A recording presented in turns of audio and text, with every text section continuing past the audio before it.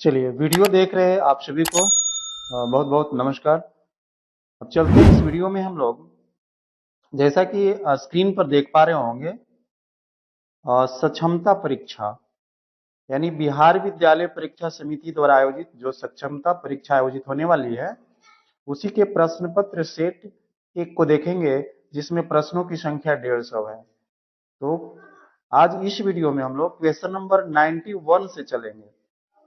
यदि question number 1 से question number 90 तक नहीं देखे हैं तो डिस्क्रिप्शन बॉक्स में उसका लिंक दिया हुआ है, तो आप वहां से देख सकते हैं। अगर चैनल पर पहली बार होंगे तो इस चैनल को सब्सक्राइब कर लेंगे, वीडियो को लाइक कर देंगे। तो चलते हैं, हम लोग स्टार्ट करते हैं। नेक्स्ट पेज पर चलते हैं, और नेक्स्ट पेज पर जैसा कि आप देख पा रहे होंगे, और मैं इसको जूम कर दे रहा हूं।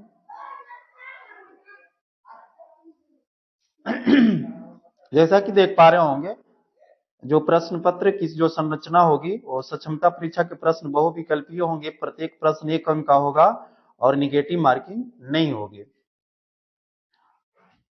और परीक्षा का जो विषय है, परीक्षा का विषय देख रहे होंगे, तो राज्य के प्राथमिक, मध्य माध्यमिक, उच्च माध्यमिक कक्षाओं के लिए निर्धारित पाठ्यक्रम अनुसार पढ़ाए जाने वाले सभी विषय।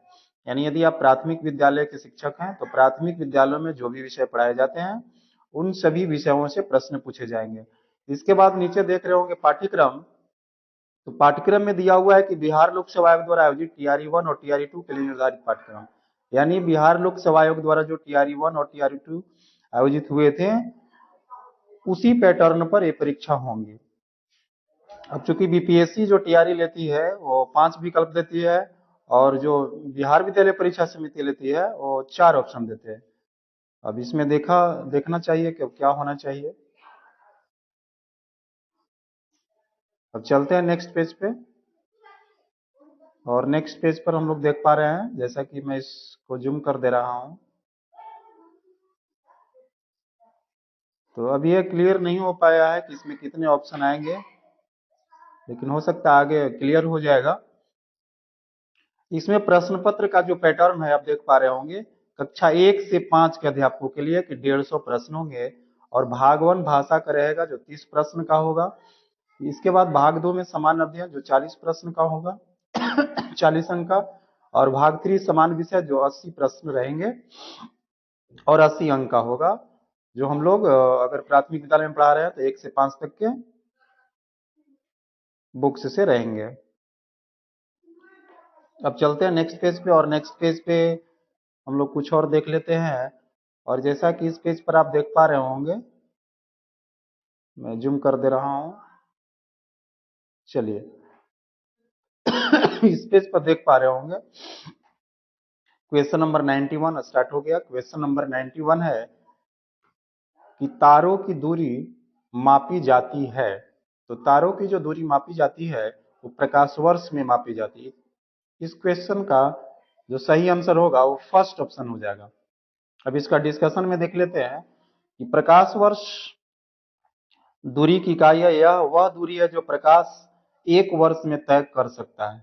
आकाश गंगा के अन्य भागों की दूरी के लिए खगोलविद प्रकाश वर्ष या पारसेक की इकाइयों का भी उपयोग करते हैं। अब नेक्स्ट पेज पे चलते हैं, और नेक्स्ट पेज पे कुछ और क्वेश्चन को देख लेते हैं। और जैसा कि आप देख पा रहे हैं, और इस क्वेश्चन को मैं जूम कर दे रहा हूं, यहां पर आप देख पा रहे होंगे क्वेश्चन नंबर 92।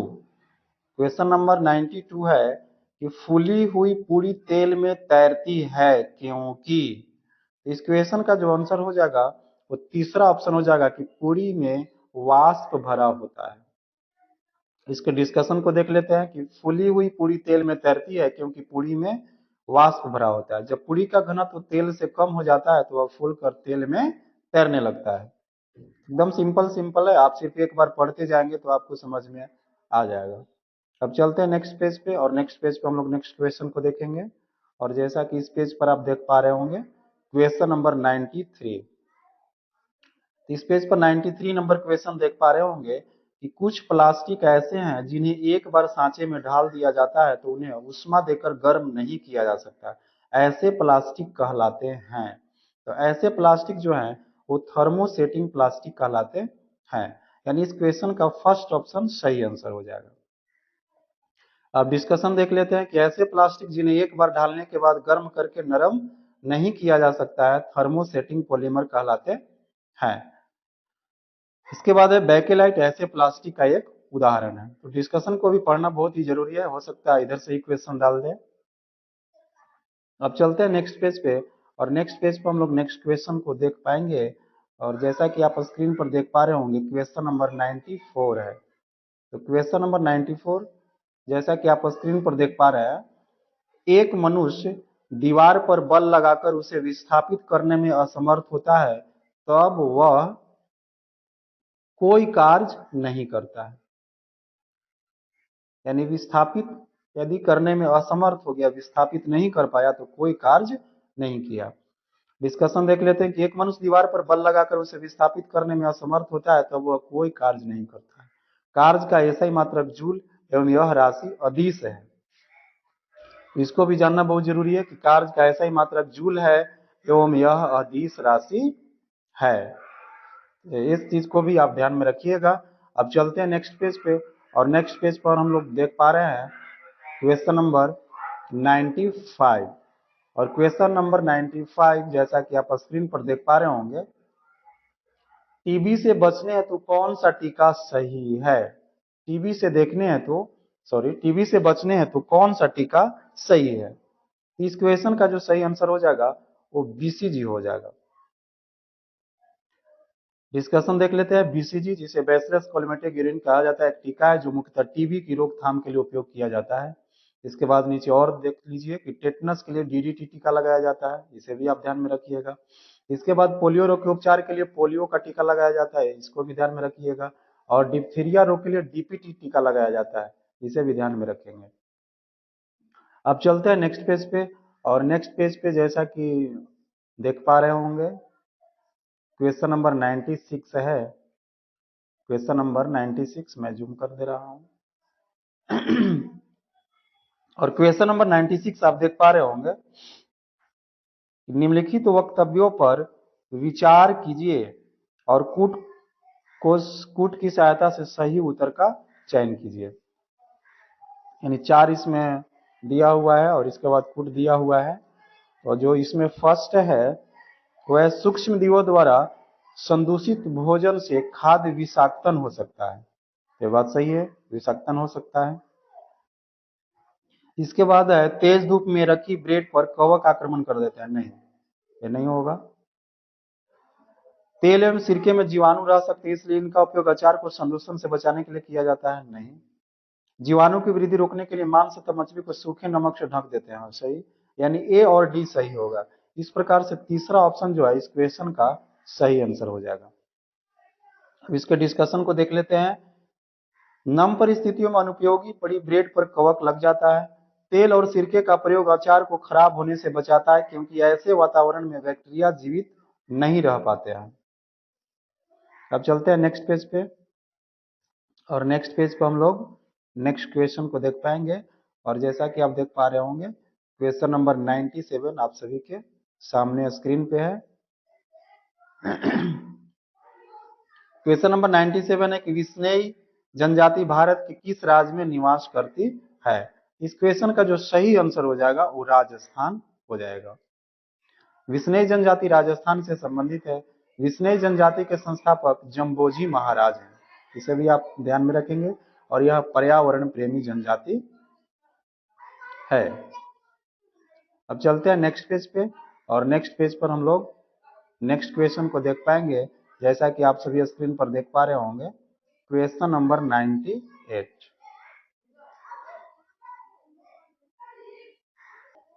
क्वेश्चन नंबर 98, जैसा कि आप स्क्रीन पर देख रहे होंगे कि भारत के किस राज्य में सर्वाधिक वर्षा होती है? फर्स्ट ऑप्शन में है सिक्किम, नहीं। महाराष्ट्र, नहीं। असम, नहीं। उपयुक्त में से एक से अधिक, भी नहीं। इस क्वेश्चन का जो आंसर हो जाएगा वो फिफ्थ ऑप्शन यानी पांचवा ऑप्शन हो जाएगा। डिस्कशन देख लेते हैं कि भारत में सर्वाधिक वर्षा मेघालय के मासिन राम में होती है। यहाँ विश्व में सर्वाधिक वर्षा होती है, आप इसे ध्यान में रखेंगे। अब चलते हैं नेक्स्ट पेज पे, और नेक्स्ट पेज पर हम लोग नेक्स्ट क्वेश्चन को देख पा रहे हैं। जैसा कि क्वेश्चन नंबर 99 99 आप क्वेश्चन देख पा रहे हैं। निम्नलिखित में से मौसम की कौन सी स्थिति बैरोमीटर पढ़ने या पठन में अचानक गिरावट से संकेतित है? इस क्वेश्चन का जो सही आंसर है वो तूफानी मौसम हो जाएगा। बैरोमीटर एक वैज्ञानिक उपकरण है जिसका उपयोग वायुमंडलीय दाब को मापने के लिए किया जाता है। बैरोमीटर रीडिंग में तेजी से गिरावट तूफानी मौसम का संकेत देती है। इसका अर्थ है कि निम्न दाब वाली प्रणाली आ रही है। आप डिस्कशन को भी ध्यान से पढ़ते जाएंगे तभी समझ में आ पाएगा। अब चलते हैं नेक्स्ट पेज पे, और नेक्स्ट पेज पे नेक्स्ट क्वेश्चन देख पाएंगे हम लोग। और जैसा कि हम लोग क्वेश्चन नंबर 100 देख रहे हैं, 100 देख रहे हैं, और यहाँ पे क्वेश्चन कह रहा है कि निम्नलिखित कथनों पर विचार कीजिए और नीचे दिए गए कूट की सहायता से सही उत्तर का चयन करना है। ए में है कि जब एक ही किस्म के पौधे किसी स्थान पर बड़े पैमाने पर उगाए जाते हैं तो उसे फसल कहते हैं। सही बात है। सेकंड है कि गेहूं की फसल का अर्थ है खेत में उगाए जाने वाले सभी पौधे गेहूं के हैं। ये भी सही है। वह फसल जिन्हें वर्षा ऋतु में बोया जाता है रबी फसल कहलाती है? नहीं, बिल्कुल गलत। शीत ऋतु में उगाई जाने वाली फसलें खरीफ फसलें कहलाती है? नहीं। यानी ए और बी यानी फर्स्ट ऑप्शन जो है इस क्वेश्चन का सही आंसर हो जाएगा। अब इसका डिस्कशन को देख लेते हैं। जब एक निश्चित पौधे को बड़े पैमाने पर एक स्थान पर उगाया जाता है तो उसे फसल कहा जाता है। उदाहरण के लिए गेहूं वैज्ञानिक नाम जिसका वैज्ञानिक नाम ट्रिटिकम सैटिवम है। कि फसल का अर्थ है कि खेत में उगाए गए सभी पौधे गेहूं के हैं। अब नीचे देख लीजिए, बहुत इंपॉर्टेंट होने वाली है कि बरसात के मौसम यानी जून से सितंबर के दौरान उगाए जाने वाली फसलों को खरीफ फसलों जैसे धान, मक्का, सोयाबीन आदि के रूप में जाना जाता है, जबकि सर्दियों अक्टूबर से मार्च में उगाई जाने वाली फसलों को रबी फसलें जैसे गेहूं, चना, मटर आदि के अंतर्गत रखा जाता है। डिस्कशन भी बहुत इंपॉर्टेंट होने वाली है। डिस्कशन से भी बहुत सारे क्वेश्चन कैप्चर हो सकते हैं। तो आप सभी क्वेश्चनों को ध्यान से सुनेंगे, पढ़ेंगे, समझेंगे तो आसानी से सक्षमता परीक्षा निकल जाएगी। अब चलते हैं नेक्स्ट पेज पे, और नेक्स्ट पेज पर जैसा कि आप देख पा रहे होंगे क्वेश्चन नंबर 101 है, और इसको मैं जूम कर दे रहा हूं। यहाँ पे क्वेश्चन कर रहा है कि नोवाक जोकोविच किस खेल से संबंधित है? इस क्वेश्चन का जो सही आंसर हो जाएगा वो तीसरा ऑप्शन हो जाएगा, टेनिस। डिस्कशन देख लेते हैं। नोवाक जोकोविच एक सर्बियाई पेशेवर टेनिस खिलाड़ी हैं। जोकोविच ने 22 ग्रैंड स्लैम पुरुष एकल खिताब और कुल मिलाकर 93 एटीपी एकल खिताब जीते हैं, जिसमें एक रिकॉर्ड 9 ऑस्ट्रेलियन ओपन खिताब और एक रिकॉर्ड 38 मास्टर्स इवेंट शामिल है। वो आधुनिक एटीपी टूर पर सभी एलिट टूर्नामेंट जीतने वाले एकमात्र खिलाड़ी हैं, यानी सभी 4 ग्रैंड स्लैम टूर्नामेंट, सभी 9 एटीपी मास्टर्स, 1000 टूर्नामेंट और एटीपी फाइनल, ये सभी उनका उपलब्धि है। अब चलते हैं नेक्स्ट पेज पर, और नेक्स्ट पेज पर हम लोग नेक्स्ट क्वेश्चन को देख पाएंगे। और जैसा कि आप स्क्रीन पर देख रहे हैं क्वेश्चन नंबर 102, और क्वेश्चन नंबर 102 जैसा कि आप स्क्रीन पर देख पा रहे हैं घेंघा रोग में व्यक्ति के डैश डैश पर सूजन आ जाती है, तो गर्दन पर सूजन आ जाती है। डिस्कशन देख लेते हैं। घेंघा एक बढ़े हुए थायराइड ग्रंथि के परिणाम स्वरूप गर्दन में सूजन है। घेंघा को थायराइड से जोड़ा जा सकता है जो ठीक से काम नहीं कर रहा है। यह आमतौर पर आयोडीन की कमी के कारण होता है। अब चलते हैं नेक्स्ट पेज पे, और नेक्स्ट पेज पर हम लोग नेक्स्ट क्वेश्चन को देख पाएंगे। और जैसा कि आप देख पा रहे हैं क्वेश्चन नंबर 103, और क्वेश्चन नंबर 103 आप सभी के सामने स्क्रीन पे है। किस शहर में लिंगराज मंदिर स्थित है? तो भुवनेश्वर में स्थित है। डिस्कशन देख लेते हैं। लिंगराज मंदिर एक हिंदू मंदिर है जो शिव को समर्पित है, और ओडिशा की राजधानी भुवनेश्वर के सबसे पुराने मंदिरों में से एक है। अब चलते हैं नेक्स्ट पेज पे, और नेक्स्ट पेज पे हम लोग कुछ नेक्स्ट क्वेश्चन को देख पाएंगे। और जैसा कि आप देख पा रहे होंगे क्वेश्चन नंबर 104, नीचे 2 वक्तव्य दिए गए हैं, एक को अभिकथन ए और दूसरे को कारण आर कहा गया है। नीचे दिए गए कूट की सहायता से सही उत्तर का चयन कीजिए। अभिकथन ये है कि ध्रुवीय भालू के शरीर पर बालों की एक मोटी परत होती है, और कारण आर है कि ध्रुवीय भालू के बाल उन्हें कड़ाके की ठंड से बचाते हैं। तो यहाँ पर हम लोग देख पा रहे हैं कि दोनों कथन सही है। ध्रुवीय भालू के शरीर पर बालों की एक मोटी परत होती है, अभी कथन यह भी सही है। और इसका कारण है कि ध्रुवीय भालू के बाल उन्हें कड़ाके की ठंड से बचाती है, तो कारण भी सही है। यानी ए ऑप्शन इस क्वेश्चन का सही आंसर हो जाएगा कि ए और आर दोनों सही है और आर ए की सही व्याख्या करता है। अब इसके डिस्कशन में देख लेते हैं। ध्रुवीय भालू फर की दो मोटी परतों और त्वचा के नीचे वसा की एक परत से अच्छी तरह से ढका रहता है। उसके मोटे फर और वसा उसे ठंड से बचाते और गर्म रखते हैं। इस पूरे रोधन के कारण अत्यधिक गर्म होने से बचने के लिए वे धीरे धीरे चलते हैं और अक्सर आराम करते हैं। तो उम्मीद करता हूं कि आप लोग सभी क्वेश्चनों को समझ पा रहे होंगे। अब नेक्स्ट क्वेश्चन की ओर चलते हैं और नेक्स्ट क्वेश्चन रहा आप सभी के सामने क्वेश्चन नंबर 105। तो क्वेश्चन नंबर 105 जैसा कि आप स्क्रीन पर देख पा रहे हैं किसी ठोस पदार्थ के सीधे वाष्प में बदलने की प्रक्रिया क्या कहलाती है? ये होता है उदातीकरण यानी सब्लिमेशन।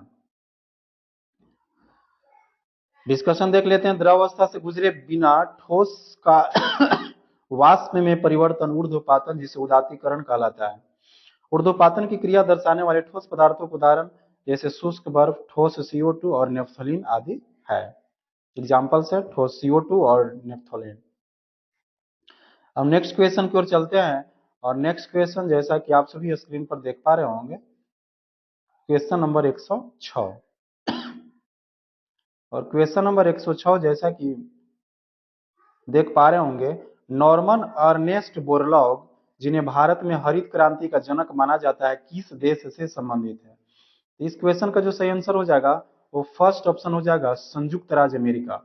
अमेरिकी कृषि वैज्ञानिक, पादप रोग विज्ञानी और 1970 में शांति के लिए नोबेल पुरस्कार के विजेता नॉर्मन अर्नेस्ट बोरलॉग हैं जिन्हें हरित क्रांति के जनक के रूप में जाना जाता है। नॉर्मन अर्नेस्ट बोरलॉग ने विश्व भर में पहल की थी जिसने कृषि उत्पादन में व्यापक वृद्धि में योगदान दिया जिसे हरित क्रांति कहा गया।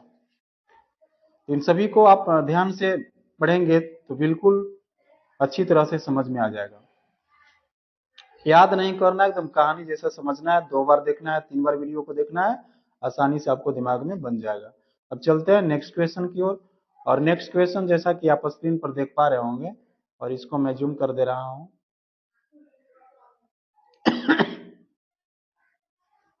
भारत पाकिस्तान सीमा रेखा का संदर्भ है। इस क्वेश्चन का जो सही आंसर हो जाएगा वो रेडक्लिफ रेखा हो जाएगा। अब इसके डिस्कशन पर देख लेते हैं। 17 अगस्त 1947 को भारत के विभाजन के बाद रेडक्लिफ रेखा को भारत और पाकिस्तान के बीच की सीमा के रूप में घोषित किया गया था। नियंत्रण रेखा जिसे लाइन ऑफ कंट्रोल बोला जाता है LOC 17 दिसंबर 1971 के संघर्ष विराम के बाद से मौजूद है। LOC की कुल लंबाई पाकिस्तानी और भारतीय नियंत्रित जम्मू और कश्मीर के बीच 740 किलोमीटर है। अब चलते हैं नेक्स्ट क्वेश्चन की ओर और नेक्स्ट क्वेश्चन जैसा कि आप सभी स्क्रीन पर देख पा रहे होंगे क्वेश्चन नंबर 108।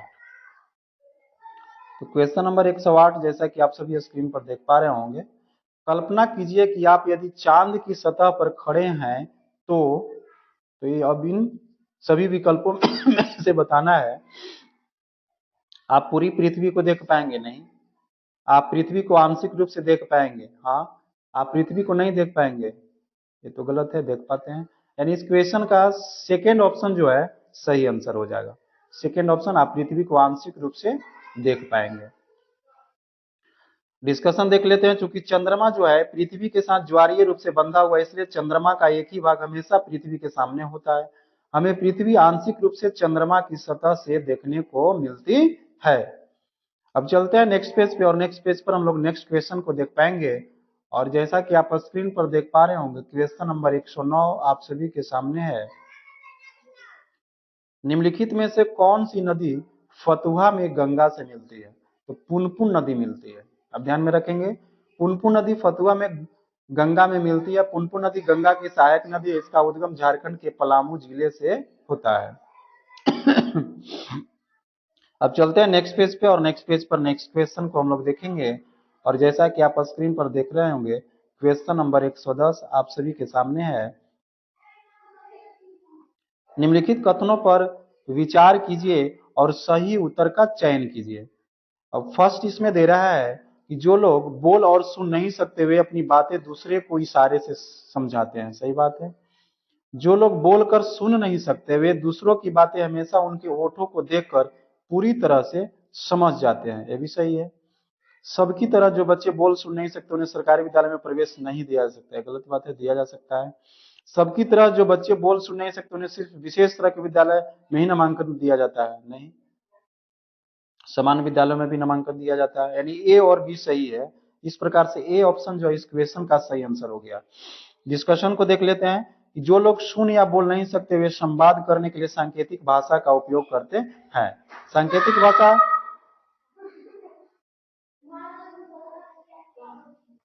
सांकेतिक भाषा दूसरों के साथ बातचीत करने के लिए प्रतीकों और इशारों का उपयोग करती है।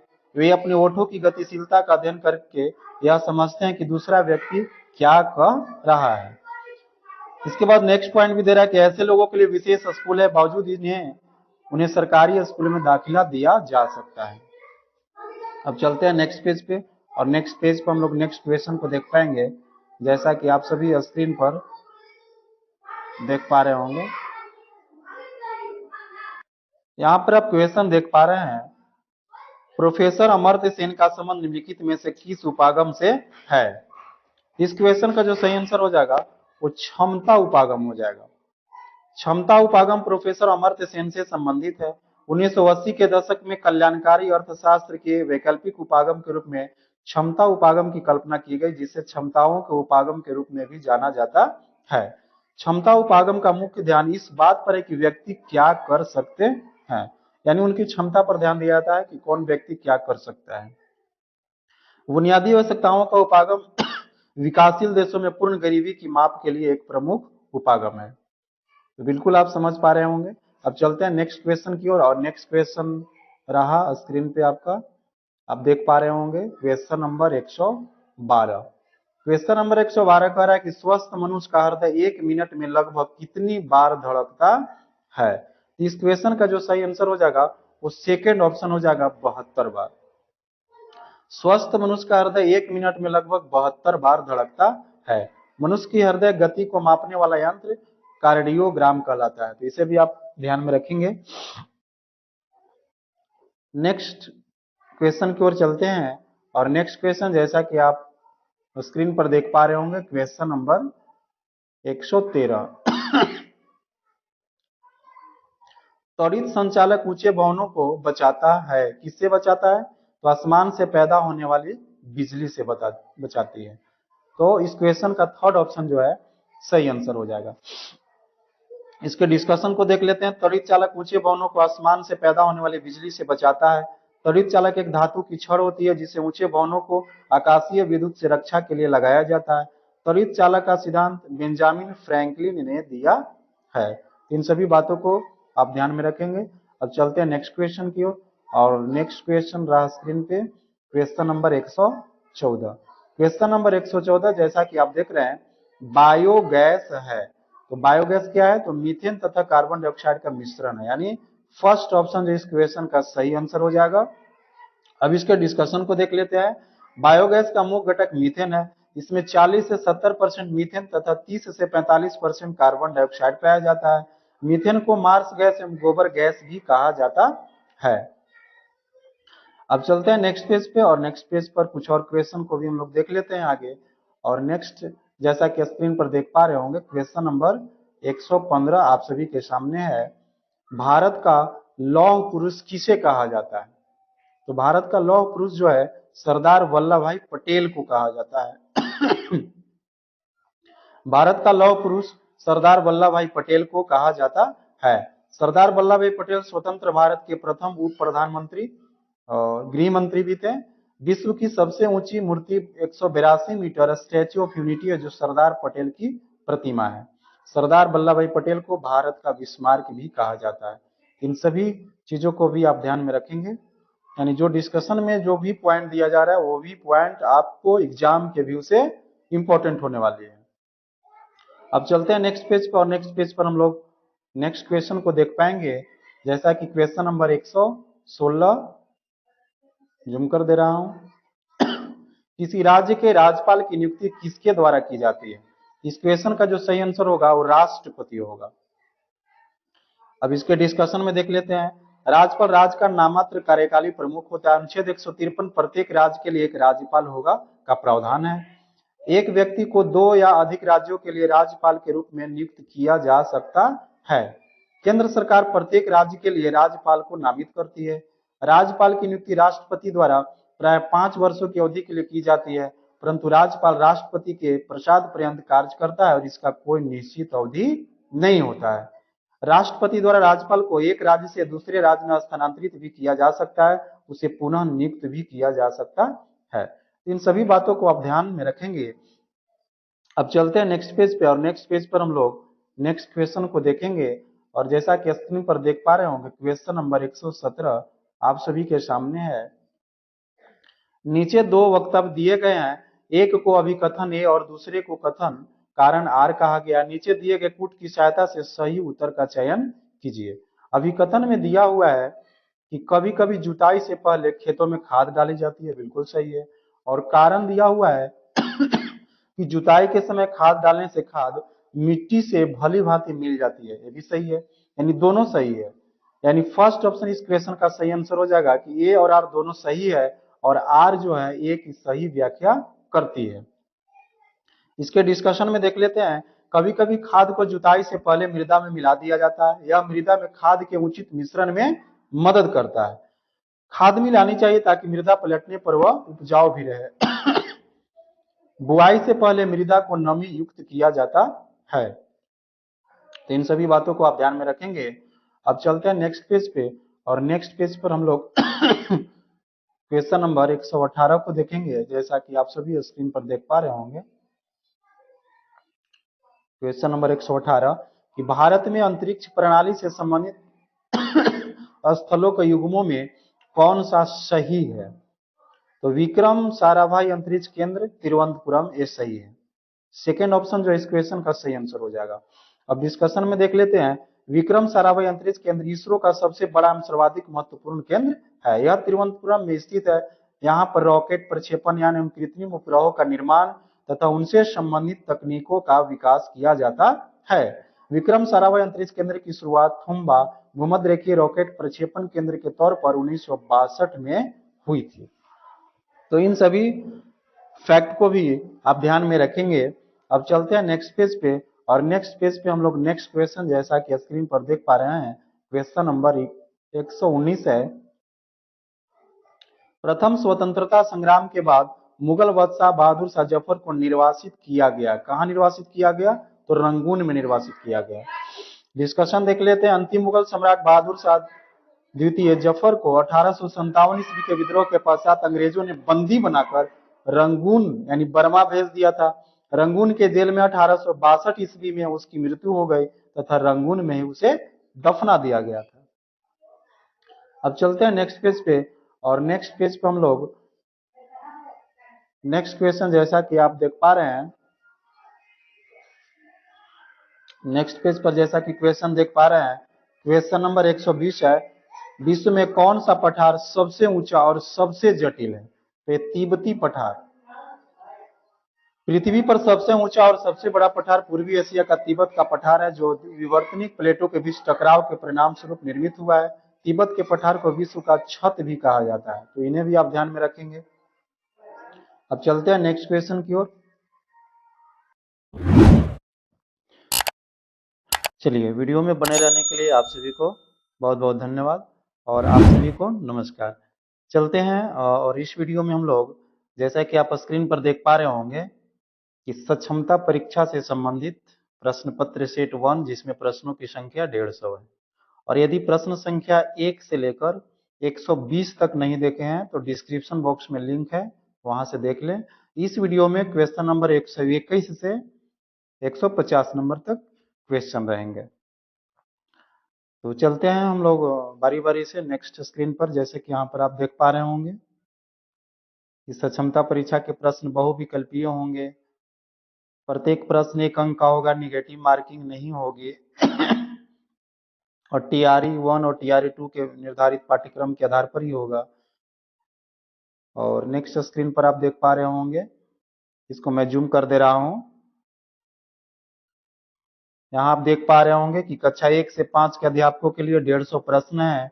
भाषा के 30 प्रश्न रहेंगे, जो 30 अंक होगा। सामान्य अध्ययन के 40 प्रश्न और भाग 3 में सामान्य विषय 80 प्रश्न जो विद्यालयों में पढ़ाई जाती है उसी बुक से रहेंगे। अब चलते हैं नेक्स्ट पेज पे, और नेक्स्ट पेज पर हम लोग यहाँ से क्वेश्चन को स्टार्ट करते हैं। क्वेश्चन नंबर 121 आपके स्क्रीन पे रहा, आप इसे ध्यान से देखें। क्वेश्चन इसमें कहा जा रहा है ऊष्मा विकिरण को मापने के लिए किसका उपयोग किया जाता है। इस क्वेश्चन का जो सही आंसर होगा वो कैलोरीमीटर होगा। यदि चैनल पर पहली बार होंगे तो चैनल को सब्सक्राइब कर लेंगे, वीडियो को लाइक कर देंगे, और ये चैनल जो आपके लिए बहुत काम का चीज है।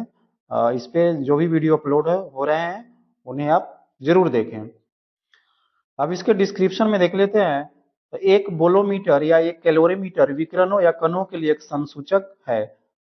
तुंगता मापी यानी अल्टीमीटर एक ऐसा उपकरण है जो ऊंचाई को मापता है, इसे भी आप ध्यान में रखेंगे। समुद्र तल से किसी स्थान की दूरी अधिकांश अल्टीमीटर बैरोमीटर प्रकार के होते हैं, जिसका अर्थ है कि वे हवा के दबाव को मापकर ऊंचाई मापते हैं। जैसे जैसे ऊंचाई बढ़ती है हवा का दबाव कम होते जाता है। ऑडियोमीटर एक ऐसा उपकरण है जिसका उपयोग किसी व्यक्ति की श्रवण सीमा का मूल्यांकन करने के लिए किया जाता है, इसे भी आप ध्यान में रखेंगे। और नेक्स्ट है क्रोनोमीटर, एक अत्यंत सटीक घड़ी है जिसका उपयोग विशेष रूप से समुद्र में नाविकों द्वारा किया जाता है। तो इन सभी बातों को जो डिस्कशन में दिया हुआ है उसे भी आप ध्यान में रखेंगे तो सभी क्वेश्चन कैप्चर हो जाएंगे। चलते हैं नेक्स्ट क्वेश्चन पे, और नेक्स्ट क्वेश्चन जैसा कि स्क्रीन पर देख पा रहे हैं, इसे मैं जूम कर दे रहा हूं, और यहाँ आप क्वेश्चन देख पा रहे हैं। सामान्यतः चींटियां एक सीधी रेखा में गमन करती है, इसका कारण है गंध। इसका डिस्कशन देख लेते हैं। चींटियां एक सीधी रेखा में चलती है क्योंकि वे उस गंध का अनुसरण करती है जिसे उनके अग्रणी छोड़ देते हैं। यानी आगे आगे जो चींटियां चलती है उनके गंध के माध्यम से पीछे वाले चींटियां चलती है। अब चलते हैं नेक्स्ट पेज पे, और नेक्स्ट पेज पे हम लोग नेक्स्ट क्वेश्चन को देखेंगे जैसा कि आप स्क्रीन पर देख रहे होंगे, और इसको मैं जूम कर दे रहा हूं। भारत के सबसे बड़े किले का नाम बताइए। तो भारत के सबसे बड़े किला जो है वो चित्तौड़गढ़ किला है, जो चित्तौड़गढ़ में है। अब इसके डिस्कशन को देख लेते हैं। भारत और एशिया का सबसे बड़ा किला चित्तौड़गढ़ किला 180 मीटर की पहाड़ी पर स्थित है। यह 700 एकड़ में फैला है और राजस्थान के सबसे बड़े किलों में से एक है, यानी राजस्थान में है। किले का निर्माण 7वीं शताब्दी ईस्वी में मौर्यों द्वारा किया गया था। चित्तौड़गढ़ किले को पानी का किला भी कहा जाता है। तो डिस्कशन में जो भी पॉइंट है आप उसे ध्यान से सुनते जाएं, समझते जाएं, याद नहीं करना है, वीडियो को बार बार रिपीट करके देखते रहिए, सब चीज आपको दिमाग में बैठ जाएगा। चलते हैं नेक्स्ट पेज पे, और नेक्स्ट पेज पे हम लोग नेक्स्ट क्वेश्चन को देखेंगे, और इस क्वेश्चन को भी मैं जूम कर दे रहा हूँ जैसा कि आप स्क्रीन पर देख पा रहे होंगे कि सीजीगी क्या है। तो सीजीगी जो है सूर्य, पृथ्वी तथा चंद्रमा की एक ही सीधे रेखा में स्थिति को दर्शाता है। खगोल विज्ञान में युति वियुति यानी सीजीगी एक गुरुत्वाकर्षण प्रणाली में 3 खगोलीय पिंडों का एक सरल रेखीय विन्यास है। सरल शब्दों में जब सूर्य, पृथ्वी और चंद्रमा एक सीध में होते हैं यह स्थिति युति वियुति यानी सीजीगी कहलाती है। तो चलते हम नेक्स्ट पेज पे, और नेक्स्ट पेज पे हम लोग नेक्स्ट क्वेश्चन को देखेंगे, और जैसा कि आप स्क्रीन पर देख पा रहे होंगे क्वेश्चन नंबर 125 आपके सामने रहा। निम्नलिखित में से जैसा कि आप यहाँ स्क्रीन पर देख पा रहे हैं,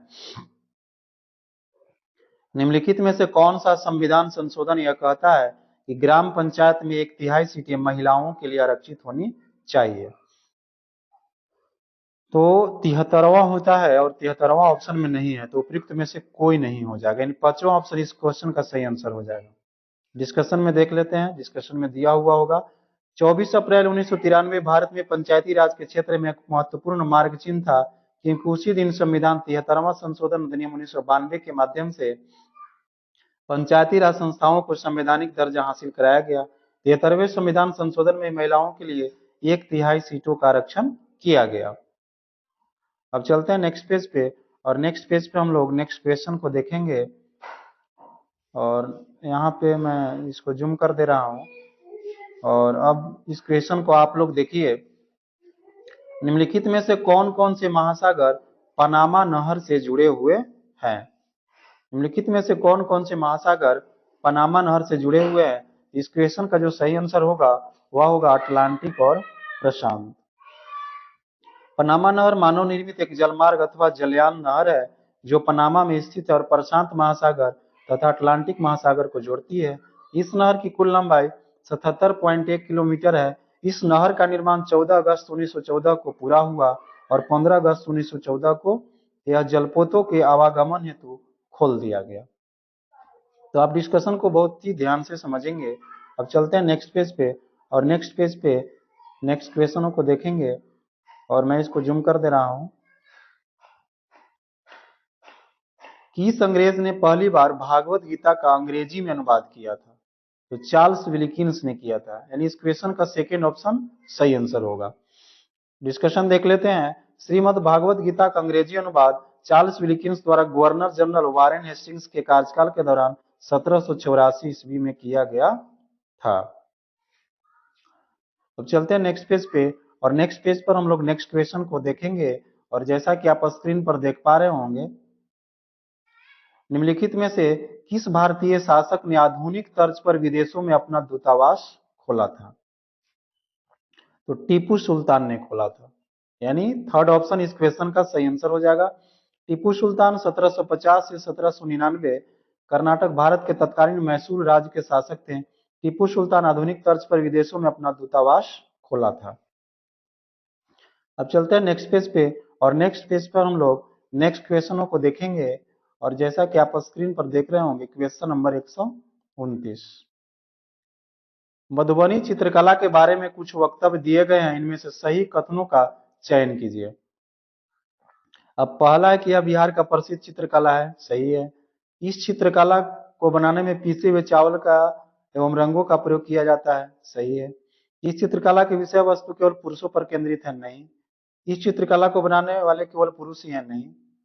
यानी ए और बी, फर्स्ट ऑप्शन इस क्वेश्चन का सही आंसर हो जाएगा। अब इसके डिस्कशन को देख लेते हैं। मधुबनी पेंटिंग, जिसे मिथिला पेंटिंग के नाम से भी जाना जाता है, पेंटिंग का एक पारंपरिक रूप है जो बिहार के मधुबनी जिले से आता है। इन चित्रों को चावल के पाउडर, टहनियों और प्राकृतिक रंगों से बनाया जाता है। अब चलते हैं नेक्स्ट क्वेश्चन की ओर, और नेक्स्ट क्वेश्चन जैसा कि स्क्रीन पर देख पा रहे होंगे, क्वेश्चन नंबर 130। क्वेश्चन नंबर 130 है, संविधान के किस अनुच्छेद के अंतर्गत प्रत्येक राज्य अपनी मातृभाषा का प्रसार एवं अनुदेश प्राथमिक शिक्षा में लागू कर सकता है?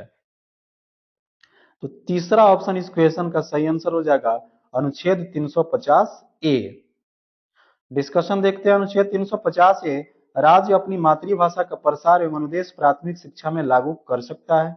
अनुदेश 349 क्या है? तो भाषा से संबंधित कुछ विधियां अधिनियमित करने के लिए विशेष प्रक्रिया है।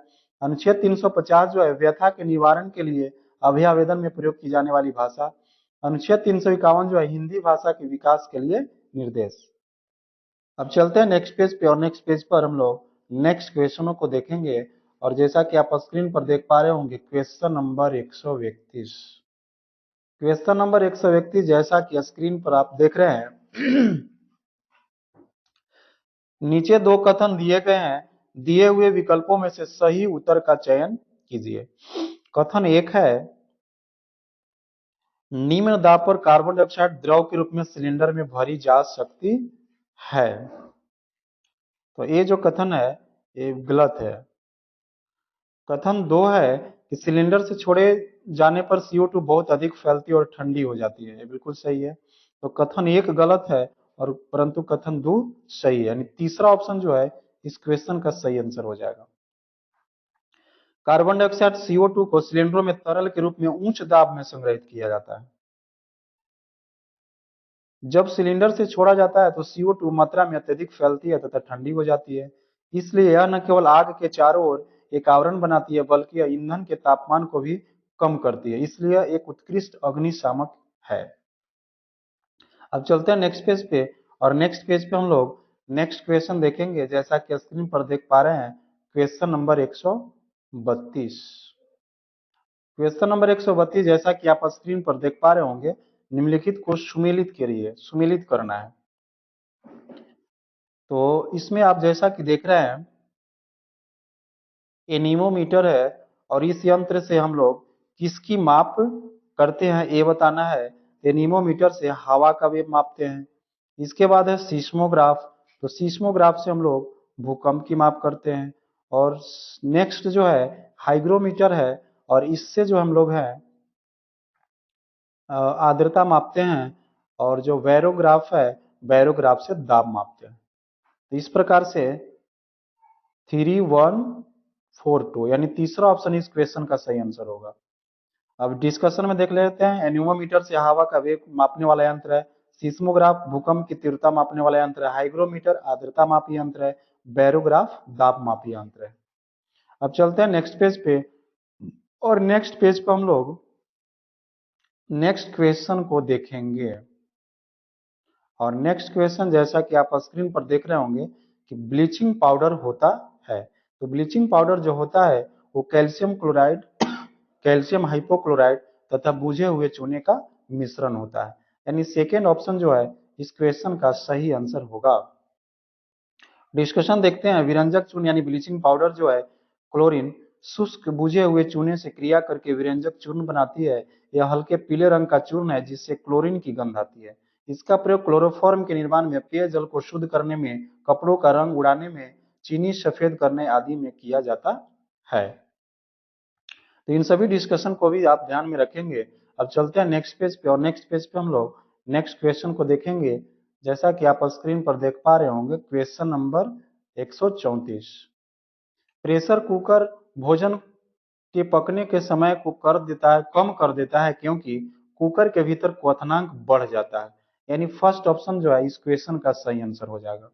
कुकर के भीतर क्वथनांक बढ़ जाने के कारण प्रेशर कुकर में खाना जल्दी पक जाता है। अब चलते हैं नेक्स्ट पेज पे और नेक्स्ट पेज पे हम लोग नेक्स्ट क्वेश्चन को देखेंगे। जैसा कि आप देख पा रहे हैं क्वेश्चन नंबर 135। क्रिकेटर गेंद को पकड़ते समय अपने हाथ को नीचे करता है, यह उन्हें किस कारण से चोट से बचाता है? तो ये संवेग संरक्षण के कारण होता है। यदि दो या दो से अधिक वस्तुओं के समुदाय पर कोई बाह्य बल कार्य न करे तो समुदाय का संयुक्त वेग नियत रहता है। इसे संवेग संरक्षण का नियम कहा जाता है। उदाहरण बंदूक से चली हुई गोली, रॉकेट के ऊपर जाना, क्रिकेटर को गेंद पकड़ते समय हाथ को पीछे की ओर खींचना। तो ये सभी जो है एग्जाम्पल है संवेग संरक्षण का। तो अब हम लोग आगे बढ़ेंगे और आगे हम लोग क्वेश्चन नंबर 136 को देखेंगे नेक्स्ट पेज से। यदि आप चैनल पर पहली बार होंगे तो चैनल को सब्सक्राइब कर लेंगे, वीडियो को लाइक कर देंगे और वीडियो को अंत तक देखेंगे। और वीडियो को बार बार रिपीट करके देखेंगे तो आपको समझ में आ जाएगा, रटने की कोई आवश्यकता नहीं है। यहाँ पर आप क्वेश्चन देख पा रहे हैं बिहार में तेल शोधक कारखाना कहाँ है? ये बरौनी में है। ये बहुत ही सिंपल क्वेश्चन है। बिहार में तेल शोधक कारखाना बेगूसराय के बरौनी में स्थित है जो सोवियत संघ की मदद से स्थापित किया गया था। भारत का पहला तेल शोधक कारखाना डिगबोई रिफाइनरी असम में था जो 1901 ईस्वी में शुरू किया गया था। तो इन सभी बातों को भी आप ध्यान में रखेंगे। अब चलते हैं नेक्स्ट पेज पे और नेक्स्ट पेज पर हम लोग नेक्स्ट क्वेश्चन को देखेंगे। और जैसा कि आप स्क्रीन पर देख पा रहे होंगे क्वेश्चन नंबर 137। जैव गैस के मुख्य घटक क्या है? तो मीथेन और कार्बन डाइऑक्साइड जो है जैव गैस के मुख्य घटक है। बायोगैस कच्चे माल जैसे खाद्य अपशिष्ट, खाद्य कृषि अपशिष्ट, पौधों की सामग्री, सीवेज या नगर निगम के अपशिष्ट से उत्पन्न होती है। बायोगैस मुख्य रूप से मीथेन 75% तक, कार्बन डाइऑक्साइड 25% तक, नाइट्रोजन और हाइड्रोजन जैसी अन्य गैसों की न्यूनतम मात्रा से बनता है। तो ये सभी मात्रा याद रखिएगा। मीथेन 75%, कार्बन डाइऑक्साइड 25%, इसके बाद नाइट्रोजन और हाइड्रोजन बहुत ही कम मात्रा में होती है। अब चलते हैं नेक्स्ट पेज पे और नेक्स्ट पेज पर हम लोग नेक्स्ट क्वेश्चन को देखेंगे। और नेक्स्ट पेज पे जैसा कि हम लोग देख पा रहे हैं क्वेश्चन नंबर 138 और 138 क्वेश्चन जैसा कि हम लोग देख पा रहे हैं मलेरिया के मच्छर दिन के किस समय काटते हैं? ये हो जाएगा शाम 7 बजे से सुबह 5 बजे के बीच। मलेरिया एक परजीवी के कारण होने वाली बीमारी है। परजीवी संक्रमित मच्छरों के काटने से मनुष्य में फैलता है। प्लाज्मोडियम परजीवी मच्छरों द्वारा फैलता है। इन्हें नाइट बाइटिंग मच्छरों के रूप में जाना जाता है क्योंकि ये आमतौर पर सूर्यास्त और सूर्योदय के बीच काटते हैं। अब चलते हैं नेक्स्ट पेज पे, और नेक्स्ट पेज पे हम लोग नेक्स्ट क्वेश्चनों को देखेंगे। और ये रहा आपके स्क्रीन पे क्वेश्चन नंबर 139। पानी के अंदर ध्वनि तरंगों को मापने के लिए उपयोग किए जाने वाले उपकरण का नाम बताइए। तो ये हो जाता है हाइड्रोफोन, यानी तीसरा ऑप्शन जो है इस क्वेश्चन का सही आंसर हो जाएगा। डिस्कशन देख लेते हैं। हाइड्रोफोन पानी के नीचे का एक उपकरण है जो सभी दिशाओं से महासागर की आवाज का पता लगाता है और रिकॉर्ड करता है। नेक्स्ट पेज पे चलते हैं, और नेक्स्ट पेज पे हम लोग नेक्स्ट क्वेश्चन को देखेंगे। जैसा कि आप स्क्रीन पर देख पा रहे होंगे, क्वेश्चन नंबर 140। पीसा की झुकी हुई मीनार जिसे सॉरी मैं और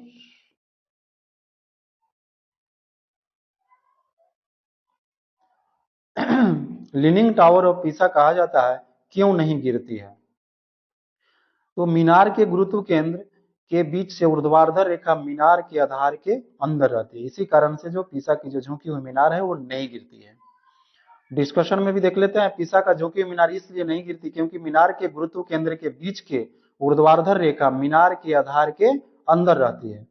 गुरुत्व केंद्र, जैसा कि आप जानते होंगे, किसी वस्तु का गुरुत्व केंद्र वह बिंदु है जहां उस वस्तु का किसी विशेष स्थिति में भार केंद्रित अथवा कार्य करता हो।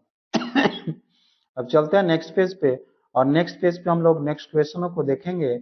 और ये रहा क्वेश्चन नंबर 141।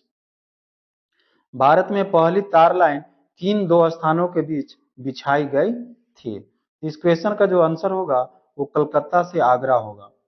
भारत की पहली टेलीग्राफ लाइन अक्टूबर 1851 में कलकत्ता और डायमंड हार्बर के बीच हुगली में व्यस्त शिपिंग मार्ग के साथ खोला गया था। कलकत्ता से आगरा के लिए पहली टेलीग्राफ लाइन 1854 ईस्वी में खोली गई, जिसमें 800 मील की दूरी तय की गई थी। इन सभी बातों को भी आप ध्यान में रखेंगे। अब चलते हैं नेक्स्ट पेज पे, और नेक्स्ट पेज पे हम लोग क्वेश्चन नंबर 142 को देखेंगे। जैसा कि आप स्क्रीन पर देख रहे होंगे, नीचे जंगल अधिकार कानून से जुड़े कुछ कथन दिए गए हैं, दिए हुए कुट की सहायता से सही उत्तर का चुनाव कीजिए। तो यह कानून 2009 में पारित किया गया था? नहीं। इस कानून के अनुसार जो लोग कम से कम 50 साल से जंगल में रहते हैं उनका जंगल की जमीन पर हक है? नहीं। जंगल बचाने का काम ग्राम सभा का होता है? बिल्कुल होना ही चाहिए। तो सी जो है, केवल सी यानी थर्ड ऑप्शन इस क्वेश्चन का सही आंसर होगा। डिस्कशन में देखते हैं, वन में रहने वाले पारंपरिक समुदायों के अधिकारों को कानूनी मान्यता देने और औपनिवेशिक युग के वन कानूनों के कारण हुए अन्याय को आंशिक रूप से ठीक करने के लिए वन का अधिकार अधिनियम वर्ष 2006 में पारित किया गया था। अधिनियम के अनुसार जो लोग कम से कम 25 वर्षों से वन में रह रहे हैं उनका वन भूमि और उसकी उपज पर अधिकार है। उन्हें वन से नहीं हटाया जाना चाहिए। वनों की रक्षा का कार्य ग्राम सभा द्वारा किया जाना चाहिए। अब सभी बातों को ध्यान से पढ़ेंगे, बार बार रिपीट करके पढ़ेंगे तो पूरी बात समझ में आ जाएगी। अब चलते हैं नेक्स्ट पेज पे, और नेक्स्ट पेज पे जैसा कि देख पा रहे हैं क्वेश्चन नंबर 143 है। नीचे दो वक्तव्य दिए गए हैं, एक को अभिकथन ए और दूसरे को कारण आर कहा गया है। नीचे दिए हुए कुट की सहायता से सही उत्तर का चयन कीजिए। और अभिकथन जो है, लोग एक अंतरिक्ष यान में भी पृथ्वी के खिंचाव को महसूस करते हैं, ये गलत है। कारण जो है, अंतरिक्ष यान पृथ्वी के चारों ओर घूमता है, ये तो सही है। यानी ए गलत है परंतु आर सही है, यानी तीसरा ऑप्शन जो है इस क्वेश्चन का सही आंसर हो जाएगा। डिस्कशन देख लेते हैं। अंतरिक्ष यान में पृथ्वी के खिंचाव का अनुभव नहीं होता है। ऐसा इसलिए है क्योंकि अंतरिक्ष यान पृथ्वी के चारों ओर चक्कर लगाता रहता है। अब चलते हैं नेक्स्ट पेज पे, और नेक्स्ट पेज पे हम लोग नेक्स्ट क्वेश्चन को देखेंगे। और जैसा कि आप स्क्रीन पर देख पा रहे होंगे क्वेश्चन नंबर 144। पेयजल को शुद्ध करने के लिए निम्नलिखित में से किस वस्तु का उपयोग व्यापक रूप से होता है? तो क्लोरीन का होता है। क्लोरीन एक रासायनिक तत्व है जिसका परमाणु संख्या 17 तथा संकेत Cl है। इसका प्रयोग जल को कीटाणु रहित बनाने में किया जाता है। साधारण धुलाई में इसका उपयोग ब्लीचिंग एजेंट के रूप में किया जाता है। चलते हैं नेक्स्ट पेज पे, और नेक्स्ट पेज पे हम लोग क्वेश्चन नंबर 145 को देखेंगे। और मैं क्वेश्चन को जूम कर दे रहा हूं। भारत की किस प्राचीन नृत्य शैली को शादिर कहा जाता था? तो भरतनाट्यम को कहा जाता था। डिस्कशन में भी देख लेते हैं जो मेन पॉइंट है। भरतनाट्यम नृत्यशैली को शादिर कहा जाता था। जिसे आज हम भरतनाट्यम के नाम से जानते हैं वह शादिर नाट्यम से उत्पन्न है, जिसे देसी आटम, चीना मेलम या मात्र शादिर जैसे नामों से भी जाना जाता है। शादिर शब्द की शुरुआत 17वीं शताब्दी में दक्षिण भारत के मराठा शासकों के साथ हुई, जिन्हें नृत्य को शादिर नौच कहा। यह तब एक नर्तक द्वारा विशेष रूप से शाही दरबारों में किया जाता था। अब चलते हैं नेक्स्ट पेज पे, और नेक्स्ट पेज पर हम लोग क्वेश्चन नंबर 146 को देखेंगे। और ये रहा आपके स्क्रीन पे। उस ग्रह का नाम बताइए जो सौर मंडल में अन्य ग्रहों से विपरीत दिशा में चलता है। तो यूरेनस चलता है। शुक्र और यूरेनस को छोड़कर हमारे सौर मंडल का हर ग्रह वामावर्त घूमता है, यानी पश्चिम से पूर्व की ओर। यह वही दिशा है जिसमें सभी ग्रह सूर्य की परिक्रमा करते हैं। यूरेनस और शुक्र दोनों दक्षिणावर्त घूमते हैं। यूरेनस अपने 97 डिग्री के झुकाव के कारण उत्तर से दक्षिण की ओर घूमता है, और शुक्र 177 डिग्री के झुकाव के कारण पूर्व से पश्चिम की ओर घूमता है। तो हम लोग बच्चों को भी पढ़ाए हुए हैं, और आपको भी ध्यान में होगा। इन सभी बातों को आप एक बार पढ़ लेंगे तो ध्यान में आ जाएगा। अब चलते हैं नेक्स्ट पेज पे, और नेक्स्ट पेज पे हम लोग नेक्स्ट क्वेश्चन को देखेंगे, जैसा कि स्क्रीन पे रहा क्वेश्चन नंबर 147। कुछ फलों का प्रयोग सब्जियों के रूप में होता है, निम्नलिखित में से सही का चयन करिए। कचनार का फूल ठीक है, सहजन का फूल ठीक है, केले का फूल ये भी ठीक है, रेफ्लेसिया का फूल नहीं। यानी ए, बी और सी, यानी तीसरा ऑप्शन इस क्वेश्चन का सही आंसर हो जाएगा। डिस्कशन देख लेते हैं। बहुत से फूलों को सब्जी के रूप में उपयोग किया जाता है। उत्तर प्रदेश में लोग कचनार के फूलों की सब्जी बनाकर खूब खाते हैं। केरल में लोग केले के फूलों की सब्जी बनाते हैं। महाराष्ट्र वालों को सहजन के फूल के पकौड़े बहुत पसंद होते हैं। इस प्रकार से अब हम लोग चलते हैं नेक्स्ट क्वेश्चन की ओर, और नेक्स्ट क्वेश्चन स्क्रीन पर आ क्वेश्चन नंबर 148। ये न्यूमेरिकल बेस्ड क्वेश्चन है। कह रहा है कि 200 ग्राम द्रव्यमान वाले रबड़ का एक गेंद किसी झील में पानी की सतह पर तैर रहा है। यदि पृथ्वी की सतह पर गुरुत्वाकर्षणीय त्वरण का मान 9.8 मीटर प्रति सेकंड स्क्वायर है, तो तैरती गेंद का आभासी भार कितना होगा। अब देखिए, गेंद का भार 200 ग्राम है। अब इसको केजी में कर देंगे तो 0.2 केजी। अब गुरुत्वीय त्वरण जैसा कि जी दिया हुआ है 9.8 मीटर प्रति सेकंड स्क्वायर। अब ये दोनों को मल्टीप्लाई कर देंगे तो वास्तविक भार आ जाएगा 1.96 न्यूटन। इसके बाद हम लोग आयतन निकाल देंगे, तो आयतन जैसा कि आप देख पा रहे हैं द्रव्यमान बटा रबड़ का घनत्व। तो इस प्रकार से 0.0002 मीटर क्यूब आ जा रहा है। और यहाँ पर हम लोग 9.8 मीटर सेकेंड स्क्वायर से गुना कर देंगे, और 1000 किग्रा मीटर क्यू से मल्टीप्लाई कर देंगे, क्योंकि मीटर है तो केजी में आ जाएगा। केजी में आ जाएगा। यानी इसके बाद आप लास्ट फॉर्मूला देख रहे होंगे, आभासी भार इज इक्वल टू वास्तविक भार माइनस उत्प्लावन। तो यहाँ वास्तविक भार आप देख रहे होंगे, वास्तविक भार यहाँ पर निकला है 1.96, और यहाँ पर उत्प्लावन बल देख रहे हैं 1.96। तो ये दोनों माइनस होगा तो शून्य हो जाएगा, यानी 0 न्यूटन इस क्वेश्चन का आंसर हो जाएगा। ऑप्शन में नहीं दिया है तो उपयुक्त में से कोई नहीं। अब चलते हैं नेक्स्ट क्वेश्चन की ओर। आप इसे सोल्व करेंगे, वीडियो को पॉज करके इसको आप ध्यान से देखेंगे तो समझ में आ जाएगा। चलते हैं नेक्स्ट क्वेश्चन की ओर, और नेक्स्ट क्वेश्चन आपके स्क्रीन पर आ क्वेश्चन नंबर 149 कि गंगा के मैदानी क्षेत्र में सघन जनसंख्या पाई जाती है क्योंकि यह उपजाऊ जलोढ़ मैदान का क्षेत्र है। डिस्कशन देख लेते हैं। गंगा नदी की घाटी में पर्याप्त वर्षा, उपजाऊ भूमि, पानी की उपलब्धता, अनुकूल जलवायु आदि पाए जाते हैं। गंगा नदी की घाटी का प्रदेश कृषि तथा विभिन्न उद्योगों के विकास के लिए अनुकूल है। इस प्रदेश में परिवहन का घना जाल बिछा हुआ है, इसलिए गंगा की घाटी में जनसंख्या का वितरण सघन है। गंगा के मैदानी क्षेत्र में अधिक उपजाऊ जलोढ़ मिट्टी के कारण सघन जनसंख्या पाई जाती है। अब चलते हैं हम लोग नेक्स्ट क्वेश्चन की ओर। नेक्स्ट क्वेश्चन 150 नंबर है, जैसा कि आप स्क्रीन पर देख रहे हैं। नीचे दिए गए विकल्पों में से सही उत्तर का चयन कीजिए। और कथन एक है कि पर्याप्त ऊंचाई पर वायु इतनी ठंडी हो जाती है कि इसमें उपस्थित जलवाष्प संघनित होकर छोटी छोटी जल की बूंदों जिन्हें जलकणिका कहते हैं में परिवर्तित हो जाती है। सही बात है, कथन एक सही है। कथन दो है कि छोटी जलकणिकाएं जो वायु में तैरती रहती है हमें बादलों के रूप में दिखाई देती है, भी सही है। यानी कथन एक और कथन दो दोनों सही है, यानी फर्स्ट ऑप्शन जो इस क्वेश्चन का सही आंसर होगा। इसके डिस्कशन को देखते हैं। जैसे जैसे हम पृथ्वी की सतह से ऊपर जाते हैं ठंडी होती जाती है, सही बात है। जब हवा ऊपर की ओर चलती है तो यह ठंडी से और ठंडी होती जाती है। पर्याप्त ऊंचाई पर हवा इतनी ठंडी हो जाती है कि उसमें मौजूद जलवाष्प संघनित होकर पानी की छोटी छोटी बूंदों को रूप धारण कर लेती है, जिन्हें बूंदे कहते हैं। यह छोटी छोटी बूंदें हवा में तैरती रहती है तथा हमें बादलों के रूप में दिखती है। तो इस वीडियो में बस इतना ही। यदि आप सक्षमता परीक्षा की तैयारी कर रहे हैं, बिहार विद्यालय परीक्षा समिति द्वारा आयोजित होने वाली सक्षमता परीक्षा में भाग लेना चाह रहे हैं, तो इस चैनल को सब्सक्राइब कर लें, सभी वीडियो को देखें, वीडियो को लाइक करें। बस इस वीडियो में इतना ही। थैंक्स।